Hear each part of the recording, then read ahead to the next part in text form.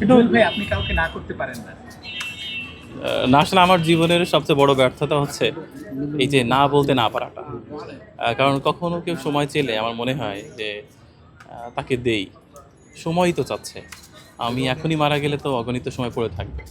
পৃথিবীর কত আয়োজন, কত সময় সবই থাকবে। শুধু আমি থাকবো না। তো একটা মানুষ সময় চাচ্ছে একটু, দেই না। এই ঢাকা শহরে দেখুন কেউ গাড়ির জন্য, বাড়ির জন্য মরে না। একটু সময়ের অভাবে কত মানুষ যে মারা যায় তার ঠিক নেই। প্রত্যেকটা ঘরে নিচে একটা করে মানুষ মারা যায় বোধহয় এই জন্য সময়ের আমি জন্য। আলাদা নেই। সময় বড় নিষ্ঠুর জিনিস। মানুষ সময়ের সমুদ্রে ভাসছে, তারপরেও সে বলে সময় নেই। তাই আসলে কেউ একটু সময় চেলে আমি সাধারণত দেওয়ার চেষ্টা করি। আমার মনে হয় যে আল্লাহ চেয়েছেন বলেই আমি তার কাছে পরিচিত, আর সে আমার কাছে সময় চেয়েছে। এবং আল্লাহ চাইলে আমার জীবনের গল্পটা এখানে শেষ হতে পারে, তখন হয়তো বা অগণিত সময় পড়ে থাকবে, শুধু আমি থাকবো না। এই যে সামান্য একটু সময় চাওয়াটা, এটি মানুষের দোষের না, বরং যার কাছে সময় চাওয়া হয় এটি এক ধরনের সম্মান, তাকে দেওয়া উচিত। আপনার কাছে কন্টেন্ট মানে কি? আমার কাছে কন্টেন্ট মানে হচ্ছে যেখানে জীবনবোধের গল্প উঠে আসবে। সেটি চোখের শান্তি হতে পারে, কানের প্রশান্তি হতে পারে। কানেরও প্রশান্তি আছে।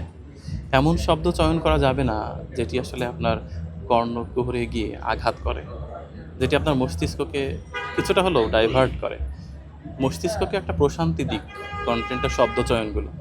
কন্টেন্টগুলো এমন দৃশ্যের হোক যে দৃশ্য আপনার চোখ দেখে চোখের ক্লান্তি দূর হয়, যে দৃশ্য আপনার চোখ দেখতে চায়, আপনার চোখ ক্ষুধার্ত হয়ে ওঠে, যে এমন দৃশ্য দেখতে পারলে ভালো হতো।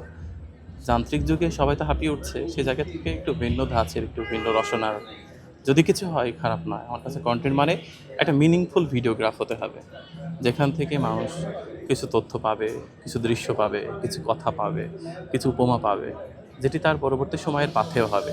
90 দশকের চলচ্চিত্র দেখে মানুষ কাঁদতো। স্ক্রিনে যে কোনো জিনিস দেখেই মানুষ তার জীবনের সাথে মেলানোর চেষ্টা করে। জীবনের সাথে মেলানোর বিষয়গুলো খারাপ না হয়ে উঠুক, অবশ্যই সৃজনশীল এবং সভ্য হয়ে উঠুক। লাখ লাখ ভিউ হচ্ছে আপনার ভিডিও, কোটি কোটি ভিউ হচ্ছে, এটা কি ভাইরাল বলবেন নাকি অন্য কিছু বলবেন? ভিউটাকে কখনোই আমি গ্রাহ্য করিনি, তবে দিন শেষে ভিউ প্রশান্তি দেয়, ভালো লাগা তৈরি করে, এ কথা সত্য। কিন্তু ভিউটা ফ্যাক্টর না, কারণ আমি বিশ্বাস করি যদি আমি নির্যাসবহুল জিনিস তৈরি করতে পারি তাহলে সেটি মানুষ দেখবে। আর তার চেয়ে বড় কথা, প্রথমত একটা ভিডিওগ্রাফ তৈরি হয় শুধুমাত্র আমার স্যাটিসফ্যাকশনের কথা চিন্তা করে। আমার ভালো লেগেছে মানে আমি এটা তুলে ধরবো। আমার ভালো লেগেছে মানে আমি কাব্যের উপমা প্রয়োগ করব। সেটা ভিউ হোক বা না হোক, একটা লগ্নের দৃশ্য, আকাশের দৃশ্য আমি তুলে ধরবো, সেটি আমার ভালো লেগেছে বলে। ভিউ পরের চিন্তা। ভিউ আজ হোক কাল হোক হবেই। একটা মানসম্মত জিনিস বাজারে থাকলে সেটির ক্রেতার অভাব হয় না। ব্যাপারটা আমার কাছে ভাইরাল আর ভিউর চেয়েও গুরুত্বপূর্ণ হচ্ছে আমার নিজের স্যাটিসফ্যাকশন। কারণ অসংখ্য ভাইরাল টপিক আমি এড়িয়ে গেছি শুধুমাত্র সেটি সামঞ্জস্যপূর্ণ নয় এ কারণে। আমার কাছে মনে হয়েছে আমি হ্যাপি, তো এই ভিডিওটি পোস্ট করা যাবে, বা আমার ভালো লেগেছে, আমার ভিডিওর প্রথম দর্শক আমি নিজে। অসংখ্য মানুষ আপনাকে ফলো করে, আপনি কাকে ফলো করেন? আমি আসলে ফলো করি মালিয়া মেহনাজ শায়রি আপাকে। ওনার প্রোগ্রাম, ওনার উপস্থাপনা, ওনার শব্দচয়ন আমাকে মুগ্ধ করে এটা। আর সাধারণত কন্টেন্ট নির্মাণের ক্ষেত্রে জীবনানন্দ দাশ হচ্ছে একেবারেই সমুদ্রের মতো। আর যদি পানি নিতে যেতেই হয় তাহলে পুকুর কিংবা নদীতে না গিয়ে জীবনানন্দ দাশের কাছেই যাওয়া উচিত। জীবনানন্দ দাশ আমার কাছে সমুদ্রের মতো। বাংলা সাহিত্যের প্রাকৃতিক সমুদ্র হচ্ছে জীবনানন্দ দাশ। ঢাকায় আসলে বৃষ্টি, ঢাকার বৃষ্টি এবং গ্রামের বৃষ্টি। ঢাকার বৃষ্টির মধ্যে একটা মায়া আছে, কারণ বিভিন্ন বহুতল ভবনের ছাদের উপর দেখলাম আহ, অনেক মানুষ ভিজছে। সম্ভবত ঢাকাতে বৃষ্টি নামে একটা প্রশান্তিদায়ক অবস্থা তৈরি করার জন্যই। এবং দেখুন আজকে সবাই একটা রিল্যাক্স মুডে আছে। এই বৃষ্টিটা ঠিক যেমনই ময়লা আবর্জনায় ভরা শুষ্ক মাটিকে পবিত্র করে স্নান করিয়েছে, ঠিক তেমনই সবার মনে একটা প্রফুল্লতা দিয়েছে। এবং ঢাকার বৃষ্টি নিঃসন্দেহে অন্যরকম। এবং এই নগর সভ্যতার বৃষ্টি বোধহয় আশীর্বাদ হয়ে আসে। গ্রামের বৃষ্টিটাও ভালো, কিন্তু ঢাকা শহরের বৃষ্টিটা এরকম যে এই বৃষ্টিতে সবাই যেন একটু গা ভেজাতে চায়, বোধহয় এই ব্যাকুলতাটা বেশি। গ্রামে বৃষ্টি পড়লে মানুষ বেশিরভাগ সময় একটু লুকাতে চায়, কিন্তু ঢাকা শহর বা নগর জীবনের বৃষ্টি দেখলাম সবার কাছে খুব বেশি কাঙ্ক্ষিত কিছু। আপনার কন্টেন্ট মানে হচ্ছে প্রেম, মানুষ, প্রকৃতি, জীবন। কেন? দেখুন আসলে আমার কাছে মনে হয়েছে একটা কন্টেন্ট যদি জীবনের গল্প না তুলে ধরে, প্রকৃতির সান্নিধ্যে থেকে মানুষ কেমন থাকবে সেই মেসেজটা অন্তত দেওয়া গেল।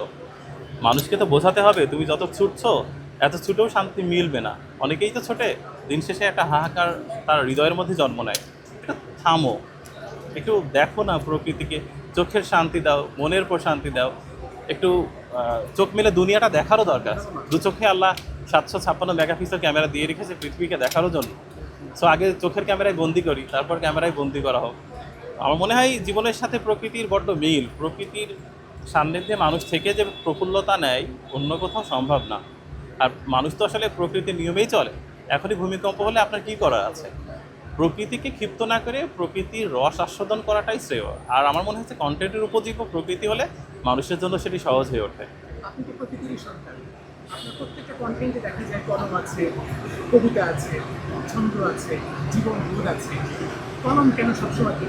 আমার কাছে মনে হয় যে হাতে পেন থাকলে আমি কোথাও যেন একটু শক্তি পাই। মনে হয় আমি কিছু বানাতে পারবো, তৈরি করতে পারবো। দেখেন, লেখার অভ্যাসটা মানুষের না কমে যাচ্ছে। এখন সব কিছু গুগল করে মানুষ, সব কিছু ফোনে টাইপ করে। কিন্তু কি একটা সাদা কাগজে এই যে আপনি কিছু তৈরি করছেন, এটা কিন্তু অনেক বড় ব্যাপার। দেখেন, আপনি যত বড় এসএমএসই লেখেন না কেন, এখনো পর্যন্ত সবচেয়ে আপডেট কোনো মানুষকে একটু কাগজে কালির অক্ষরে চিঠি লিখে দেখেন তো, তার ভিতরে একটা অন্যরকম অনুভূতি জন্ম দিবে এবং সে খুব আয়োজন করে পড়বে, এখন আরও বেশি আয়োজন করে পড়বে। দোমা এই যুগেও কেউ চিঠি লিখেছে এবং সাদা কাগজের উপরে কালির অক্ষরে লেখা, এটা যেন তেন ব্যাপার না। অনলাইনে বই পড়া আর কাগজের বই পড়া তো এক না। আপনি রাত জেগে কষ্টের টাকা দিয়ে বই কিনে নতুন বইয়ের ঘ্রাণ একটা পৃষ্ঠা পৃষ্ঠা ভাঁজ করে সেটি পড়লেন, আবার মাথার কাছে রেখে দিলেন, ওই প্রশান্তি আর সেলফোনে পড়া তো একরকম না। আপনাকে অবশ্যই বুঝতে হবে যে আসলে একটা পেন হাতে থাকা মানে সে অনেক কিছু করতে পারে। কারোর হৃদয়ে রক্তক্ষরণ ঘটাতে পারে, কারোর বা হৃদয়ে ফুল ফোটাতে পারে। মানুষের হৃদয় তো আসলে হোয়াইট পেপারের মতো, সেখানে আপনি যে ছবি আঁকবেন সেটাই থেকে যাবে, আপনার নামে বরাদ্দ সেটি। যদি আপনি সেখানে ক্রস চিহ্ন দিয়ে রাখেন তাহলে আপনার নামের সাথে সারা জীবনই ক্রস চিহ্নই থাকবে। আর যদি আপনি একটা গোলাপ ফুল এঁকে আসেন তার হৃদয়ে, তাহলে সেই গোলাপ ফুলটাই থাকবে, আজ থেকে 100 বছর পরেও থাকবে। মানুষের হৃদয় হচ্ছে একটা প্ল্যাটফর্ম, সেই প্ল্যাটফর্মটা হোয়াইট পেপার। প্রধানমন্ত্রীর সঙ্গে দেখা করছেন, কি বলছেন তাকে? আমি মাননীয় প্রধানমন্ত্রীকে বললাম যে আমার জন্য দোয়া করবেন এবং আমি যেন সারা জীবন এরকমই থাকতে পারি। উনিও বললেন, হ্যাঁ, আপনার এই জীবন বোধটি ভালো লাগে, প্রকৃতির সান্নিধ্যেই থাকুন, বরঞ্চ স্বার্থপরতার মায়াজালে কখনো বন্দী হয়েন না, এবং আপনি ভালো আছেন, প্রকৃতির মাঝে আছেন, খুব ভালো আছেন। আপনার এই সিম্পলিসিটি, আপনার এই সরলতা, আপনার এই বিনয়ী মনোভাব, এটি অক্ষুণ্ণ রাখুন। আপনি কখনো লোভের কাছে হেরেন না, কখনো লিপসার কাছে পরাজিত হেন না, অর্থের কাছে বিক্রি হেন না। আপনি এরকমই থাকুন। আপনার কাছ থেকে আমিও প্রশান্তি পাই, অনেক মানুষই প্রশান্তি পায়। এই প্রশান্তির কারণ হয়ে বেঁচে থাকুন। জুয়েল ভাই, একটু জানতে চাই আসলে আপনি বললেন যে দেখুন, আসলে রাষ্ট্রের মামুলি নাগরিক হয়ে প্রধানমন্ত্রীর ডাক পাওয়াটা তো যেন তেন ব্যাপার না। এটা আমাকে অনেক আপ্লুত করেছে, সবাইকে যেমন করে। আমার কাছে খুবই ভালো লেগেছে যে মাননীয় প্রধানমন্ত্রী ডেকেছেন, এটা তো অনেক বড় সম্মানের। এবং তার ইজ্জতের বরখেলাপ যেন না হয়, এ কারণে আমি ঠিক টাইমের একটু আগেই চলে গিয়েছিলাম এবং উনি আমাকে ডাকলেন। কেন ডাকলেন এটি নিয়ে অনেক প্রশ্ন ছিল, পরে যেটা বুঝলাম উনি প্রোগ্রামগুলো দেখেন, ওনার ভালো লাগে। আমি বললাম, স্যার এত সময় কোথায় পান? উনি বলছে, রাতে দেখি। উনি যে খবর রাখেন সব কিছু, এটিতে অনেক মানে সুখকর একটি বিষয় এবং খুবই ভালো লেগেছে। জুয়েল ভাই, জীবন পরিবর্তনের জন্য আসলে কিছুই দরকার না। জীবনটা কঠিনও না, খুব সহজও না। জীবন হচ্ছে জীবনের মতো, মানুষই জীবনকে সহজ করে তোলে, আবার এই মানুষই জীবনকে অনেক কঠিন করে তোলে। জীবন হচ্ছে নদীর মতো, জীবনের কখনো কখনো প্লাবন হয়, কখনো এপার ভাঙে, অতুল গড়ে। একটা নদী যেরকম, জীবনও সেরকম। আর জীবনকে নিয়ে এত সিরিয়াস হওয়ার কিছু নেই। জীবন তো জীবনের মতো বয়ে চলবে। শুধুমাত্র কেউ যদি মিথ্যা না বলে, যদি রাষ্ট্রীয় সম্পদ লুণ্ঠন না করে, লোভের কাছে হেরে না যায়, তাহলে প্রত্যেকটা মানুষই আসলে একটা সত্যিকারের মানুষ হয়ে ওঠা সম্ভব। আমার কাছে জীবন খুব সহজ। জীবন হচ্ছে প্রকৃতির দেয়া অনন্য একটা উপহার, মহান আল্লাহর দেয়া উপহার। এটাকে সহজ রাখাটাই শ্রেয়। দুর্বোধ্য করলে এটাকে চালাতে আপনারই কষ্ট হবে। দিন শেষে আপনার জীবনটাকে আপনারই চালাতে হয়। জুয়েল ভাই, দেখুন, আসলে নিরেট ভালোবাসা বললে পৃথিবীতে কিছু হয় না। একমাত্র খোদ ভালোবাসা আপনার স্রষ্টা বা আপনার আল্লাহ আপনাকে ভালোবাসে। আর বাকি এমন কোনো বন্ধু নেই যার কাছে আপনি সব কিছু বলতে পারবেন আর সে আপনার জন্য সবচেয়ে বেশি নিরাপদ। স্বার্থ আর প্রয়োজন শেষ হলে যে কোনো বন্ধুই শত্রুতে রূপান্তরিত হতে পারে। আমার কাছে মনে হয় জীবনের সবসময় যে একই সুর বাজবে এরকম না, মানুষের সাথে মানুষের দ্বন্দ্ব হতে পারে, বিচ্ছেদ হতে পারে, কখনো কখনো একসাথে পথ চলাটা শেষ হতে পারে। তবে প্রত্যেকটা শেষ হওয়ার একটা ভালো ব্যাপার আছে কি, যে ভদ্র এন্ডিং হওয়াটা খুব দরকার। কখনো যেন শত্রুতায় রূপান্তরিত হয়ে সম্পর্কে শেষ না হয়। প্রত্যেকটা সম্পর্কে শেষ হোক অন্তত এক রাশি ফুল দিয়ে, যে তোমার সাথে এতটা পথ হেঁটেছি, আমি তোমার কাছ থেকে অনেক কিছু শিখেছি, অনেক কিছু নিয়েছি, আমি তোমার কাছে কৃতজ্ঞ। আজ থেকে আর একসাথে হাঁটতে পারছি না, একসাথে পথ চলতে পারছি না, তুমি আমার সাথে এতক্ষণ ছিলে, এতদিন ছিলেন, আমি যাচ্ছি। জুয়েল ভাই, বিশ্বকাপ ফুটবল চলছে, নিশ্চয়ই আপনি কোনো দলকে সাপোর্ট করেন, নিশ্চয়ই আপনার একটা ভালো প্লেয়ারের নাম তাকে ফলো করেন, ফুটবল নিয়ে বলেন। আসলে বিশ্বকাপ ফুটবল নিয়ে আমার সত্যিই কোনো মাতামাতি নেই এবং এই ব্যাপারে আমার কোনো বক্তব্য নেই। আমি জাপানের সাপোর্ট করেছিলাম, কারণ আমার কাছে মনে হয়েছিল দেশ হিসাবে জাপান ভালো। বাংলাদেশের অকৃত্রিম বন্ধু, সব বিপদে আপদে পাশে থাকে, এশিয়ান কান্ট্রি, একটা সম্ভাবনাময় একটা দেশ। এবং জাপান দেখেন, সাধারণত পৃথিবীর এই নষ্ট রাজনীতির মধ্যে জাপান খুব একটা ঢুকতে চায় না। এ কারণে ফুটবলকে ছাপিয়ে মানবিকতার দেশকে প্রাধান্য দিয়েছিলাম। জাপান তো ফুটবল থেকে বিদায় নিয়েছে। ডেফিনেটলি যারা ফুটবল খেলা পছন্দ করে তাদের জন্য সাধুবাদ। 4 বছর পর পর ওয়ার্ল্ড কাপ হয়, এটা অবশ্যই উপভোগ্য হয়ে উঠছে। এবং আমি বিশ্বাস করি যে যে টিমকে সাপোর্ট করুক না কেন, শুধু একটাই অনুরোধ, দিন শেষে আমার একটা জিনিস অবাক লেগেছে, আর্জেন্টিনা ব্রাজিল নিয়ে আমাদের যত আগ্রহ, আমাদের যত আকুলতা ব্যাকুলতা, সবাই এক বিন্দুতে যেভাবে মিলিত হয়েছে, দেশ নিয়ে যে আমরা কেন পারি না, এটাই প্রশ্ন। আমি গতদিন রাতে দেখলাম যে হারতে হারতে আর্জেন্টিনা জিতে গেল, সবার যে মিছিল বের করা, সমস্ত রাজনীতি দ্বন্দ্ব সংঘাত ভুলে সবাই একসাথে রাজপথে এসে নাচা গান, মানে কি বলবো, এটাকে নাচ গান করছে। তো এই প্রফুল্লতা যদি দেশের ব্যাপারে হতো আমি খুশি হতাম, আমার ভালো লাগতো যে না, আমাদের দেশের ব্যাপারেও আমরা আসলে রাজনৈতিক পরিচয়কে আমরা প্রাধান্য দিই না, আমরা আমাদের জাতিকেই প্রাধান্য দিই, বাঙালি জাতিটাই আমাদের কাছে প্রাধান্য পায়। ফুটবল নিয়ে যে আগ্রহ, যে ব্যাকুলতা, আমি চাই আমার দেশ নির্মাণ নিয়েও এরকম ব্যাকুলতা আমাদের মধ্যে থাক।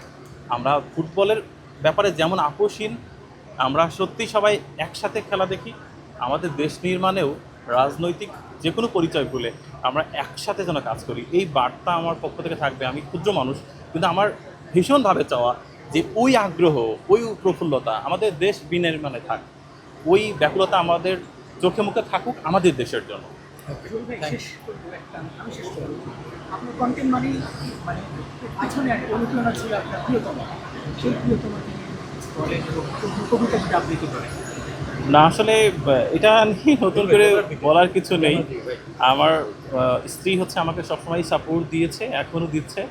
সে প্রচণ্ড শক্ত মনের মানুষ এবং সে বাস্তববাদী মানুষ। যে কোনো সিচুয়েশনে সে শক্ত হয়ে দাঁড়াতে পারে, এটি তার একটা বড় গুণ।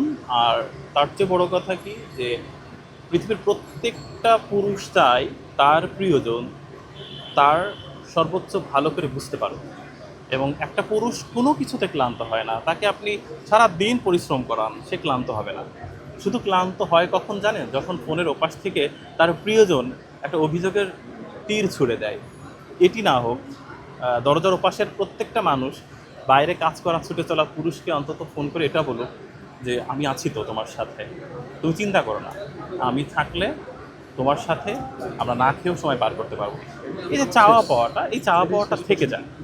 পুরুষ আসলে দিন শেষে এটাই চাই, এবং প্রত্যেকটা পুরুষের হৃদয়ের চাওয়া হচ্ছে এটা, যে তার প্রিয়জন তাকে ভেঙে পড়ার সময় বলুক তোমার কিছু হবে না। এটাই আসলে পুরুষের চাওয়া। এবং দেখবেন পুরুষ পৃথিবীর কোনো বোঝা বহনে ক্লান্ত হয় না। পুরুষ শুধুমাত্র তার প্রিয়জনের অভিযোগ মাখা তীর যখন তার বুকে এসে লাগে তখন সে ক্লান্ত হয়, হেরে যায়, বিধ্বস্ত হয়ে যায়। কিন্তু একবার যদি তার প্রিয়জন বলতো যে আমরা একটা রাত দরকার না খেয়ে থাকবো, কিন্তু পরের রাতে ঠিকই আমরা একটা নতুন গল্প লিখবো, আর আমাদের ইতিহাসটাই হবে এরকম যে 10টা রাত না খেয়েছিলাম কিন্তু আমরা দুজন একসাথে ঘুরে দাঁড়িয়েছি, ঘুরে দাঁড়ানোর গল্প তৈরি হোক দুজন মিলে।